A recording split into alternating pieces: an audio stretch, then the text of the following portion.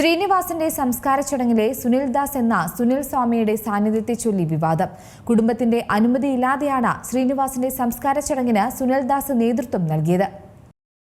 സംവിധായകനും തിരക്കഥാകൃത്തും നടനുമായ ശ്രീനിവാസന്റെ വിയോഗത്തിന്റെ അമ്പരപ്പിലാണ് മലയാളികൾ. ഏറെ നാളായി ശാരീരിക ബുദ്ധിമുട്ടുകൾ ഉണ്ടായിരുന്നിട്ടും അദ്ദേഹം അതിനെയെല്ലാം അതിജീവിച്ച പൊതുവേദിയിലടക്കം സജീവമായി എത്തുമായിരുന്നു. സിനിമയിലേക്ക് അദ്ദേഹം വീണ്ടും എത്തുകയും ആരോഗ്യം പൂർണ്ണമായും വീണ്ടെടുക്കുമെന്നുമായിരുന്നു ആരാധകരുടെ അടക്കം പ്രതീക്ഷ. പക്ഷേ കാത്തിരിപ്പ് വിഫലമായി. ശ്രീനിവാസന്റെ അന്ത്യകർമ്മങ്ങൾ മതപരമായ രീതിയിലായിരുന്നു നടന്നത്. ശ്രീനിവാസൻ ഇത്തരം രീതികളിൽ വിശ്വാസമില്ലാത്ത വ്യക്തിയായിരുന്നു. പക്ഷേ ഭാര്യ വിമലയുടെ ഇഷ്ടപ്രകാരമായിരുന്നു കർമ്മങ്ങൾ നടന്നത്. ഈ സമയത്തെല്ലാം ഒരു സ്വാമിയുടെ സാന്നിധ്യം ഉടനീളമുണ്ടായിരുന്നു. വെള്ളവസ്ത്രം ധരിച്ചു നിൽക്കുന്ന ഈ വ്യക്തിയുടെ നേതൃത്വത്തിലായിരുന്നു ചടങ്ങുകൾ നടന്നത്. ഇയാൾ തട്ടിപ്പ് വീരൻ സുനിൽ സ്വാമി എന്ന സുനിൽദാസ് ആയിരുന്നു. കുടുംബം ഇയാളെ ചടങ്ങുകൾക്ക് ക്ഷണിച്ചിരുന്നില്ല. എന്നിട്ടും ഇയാൾ ചടങ്ങുകൾക്ക് മുന്നിൽ നിന്നു.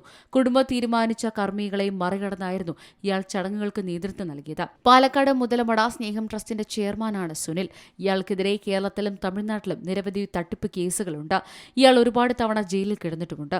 മുതലമടയിലെ സ്നേഹം ട്രസ്റ്റിന് റിസർവ് ബാങ്ക് 3.5 കോടി രൂപ അനുവദിച്ചിട്ടുണ്ടെന്ന് കാണിച്ച് വ്യാജമായി കത്ത് നിർമ്മിച്ചായിരുന്നു പ്രധാന തട്ടിപ്പ്. ഇത് കാണിച്ച് വ്യവസായിയിൽ നിന്ന് 3 കോടി രൂപ വരെ ഇയാൾ കടമായി വാങ്ങിയിരുന്നു. നടിമാരെ അടക്കം ഇയാൾ പറ്റിച്ചിട്ടുണ്ടെന്ന് റിപ്പോർട്ടുകളുണ്ട്.